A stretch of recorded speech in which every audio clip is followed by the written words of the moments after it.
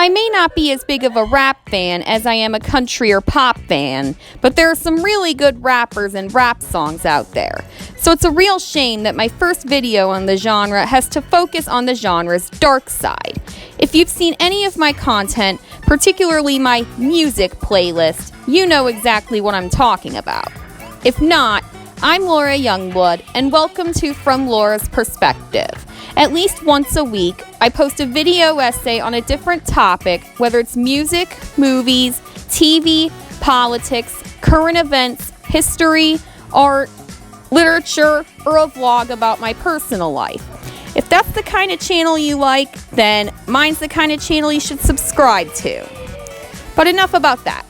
Let's rank 10 songs in the rap genre that denigrate girls and women by sexualizing them and using slurs and insults about them.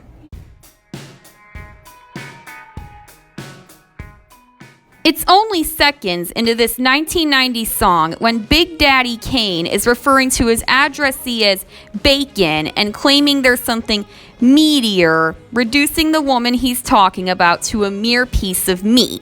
The speaker of this song is apparently an expert in winning the mere prizes he sees women as he's apparently been objectifying and doing sexual things to various girls since he was in kindergarten.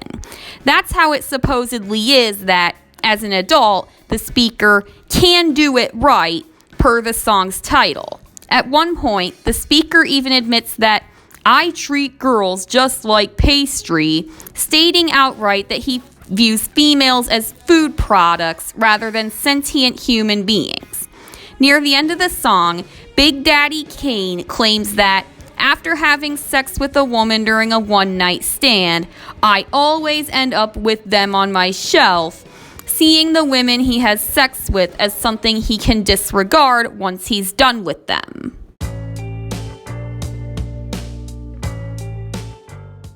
80s and 90s kids tend to know the Snoop Dogg hit best, and even on first listen, it seems like the perfect song to rap and dance along to.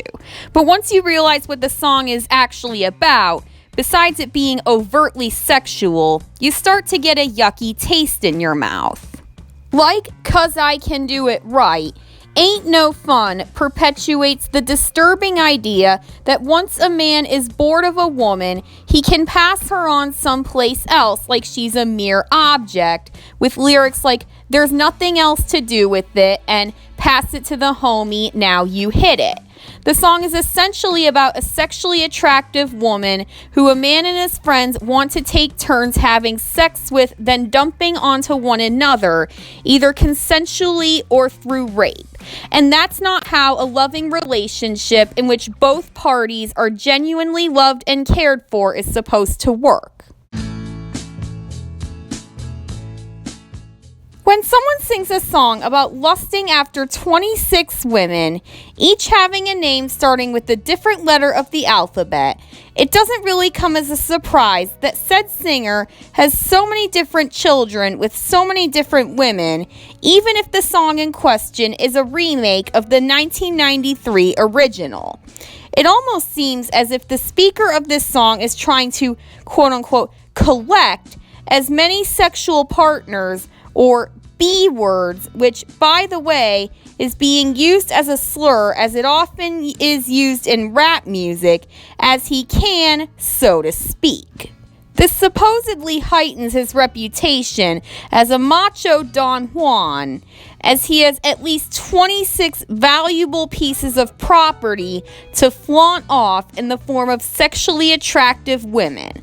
Not people, not companions, property.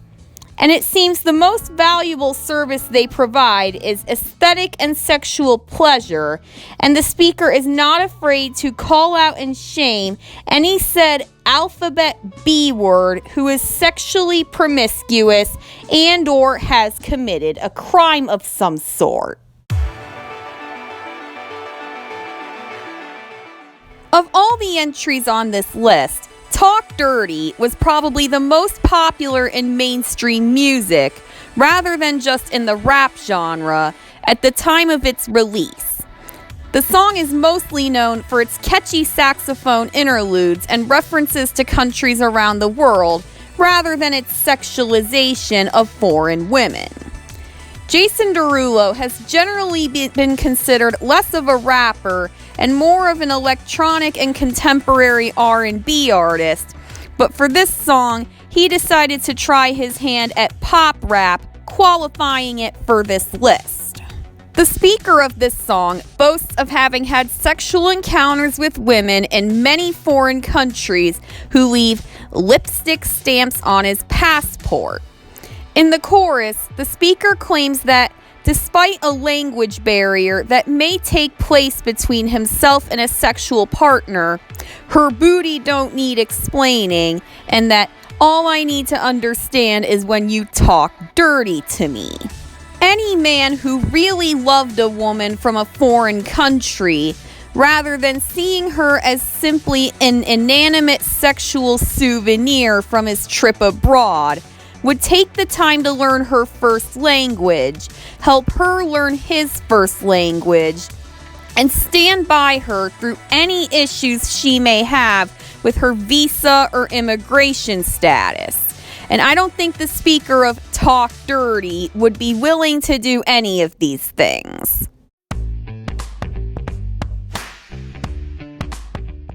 While the last few entries merely sing about women as though they are objects rather than people, Hey Mr. Mister by Cool G takes it another step farther. In this song, the speaker recounts violently beating more than one woman. In the first verse, the speaker learns of a girlfriend's infidelity and pistol whips her unconscious in the street while threatening witnesses. In the second verse, he severely beats and oral rapes a prostitute whom he tracked down after realizing that she'd shortchanged him. And the speaker seems to have absolutely no qualms about beating these women, feeling more than justified in doing so. In fact, the subject matter of this song is so offensive that the single had to be released independently because so many record labels, including Epic Records and Sony, refused to release such a violent, sexist song. The lyrics of this song epitomize sexually harassing a random woman on the street. Early on, the speaker of Heidi Ho makes it very clear that he has no intention of caring for his addressee in any way, explaining that just because I you doesn't mean that I'ma marry you. He even insults her by saying things like, kill you, ho, cause your smells like mildew. P, you think you need some soap and a rag. All throughout the song, the speaker tells the addressee she is sexually desirable while simultaneously putting her down for having poor hygiene, loose morals, a criminal history, and being an all-around sexually promiscuous Heidi Ho, per the song's title. The only thing more sexist or degrading than that is the next 4 entries on this list.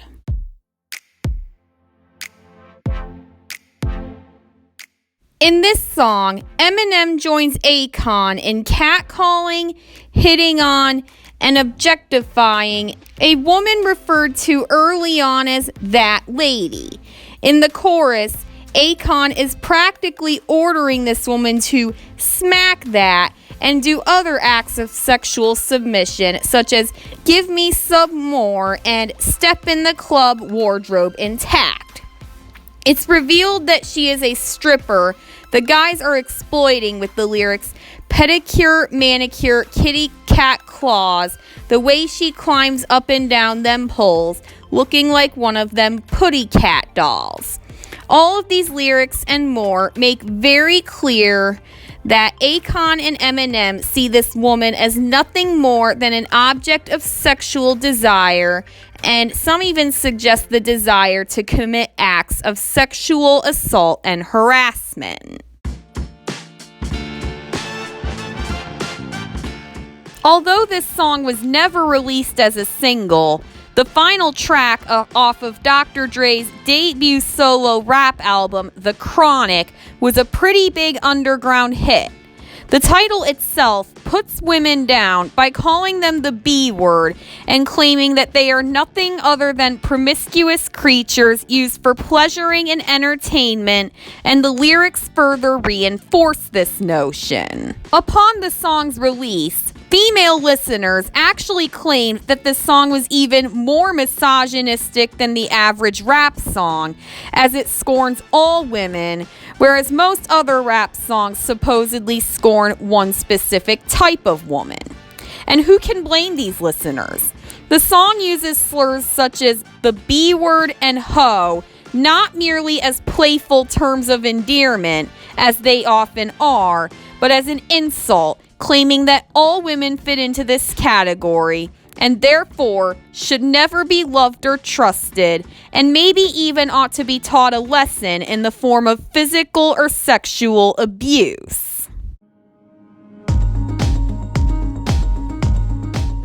When a song's title literally demands that a woman move part of her body around for the speaker's entertainment, you have to assume its lyrics are pretty sexist, and in the case of this Eminem song, they definitely are. This is made even worse by the fact that the speaker is telling the addressee to shake that for me, meaning she ought to do it to entertain a man, not merely because she finds personal empowerment in doing so. Eminem has no shortage of denigration of women in his songs, but his best example is probably Shake That featuring Nate Dogg, one of 3 new songs on Eminem's first compilation album, Curtain Call The Hits.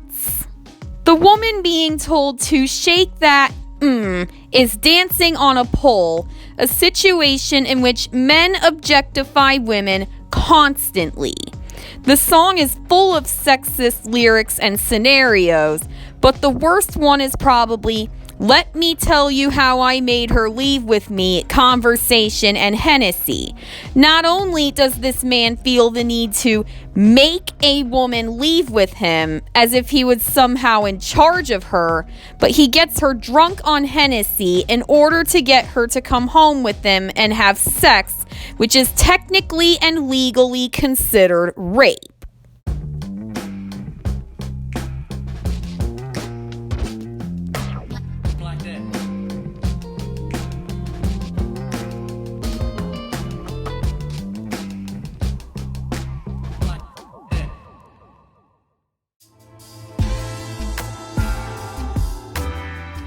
As far as misogynistic rap songs go, I don't think it gets any worse than this, with a title whose acronym literally stands for B-word suck dick.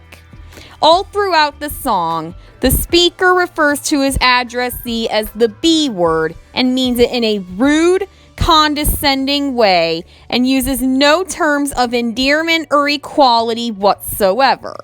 What's even worse is that the speaker even threatens and admits to doing horrible, violent things to his addressee, including poking her in the eye, socking her in the mouth, and even straight up punching them.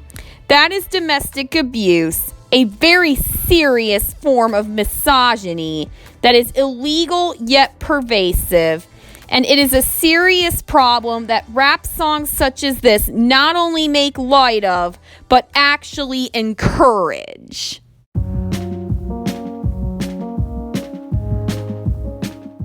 Thank you all so much for watching. The rap genre in and of itself isn't necessarily a bad thing. In fact, it's had a lot of positive impact, particularly for communities of color and those from low-income backgrounds. Women are, unfortunately, one of those groups of people that makes for an easy political and social punching bag, and while this was the case well before the rap genre came about, you can't really argue with the notion that most rap songs are part of the problem rather than being part of the solution. But rap is far from the only genre with songs whose lyrics degrade and objectify women in some way.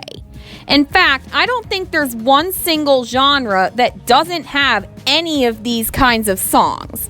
Look out for more videos on this topic and more. But in the meantime, check out some of my other video essays by clicking one of the links on your screen. And if you like that and like what you saw today, smash that subscribe button to join my video essay library. Seriously, there's no excuse not to.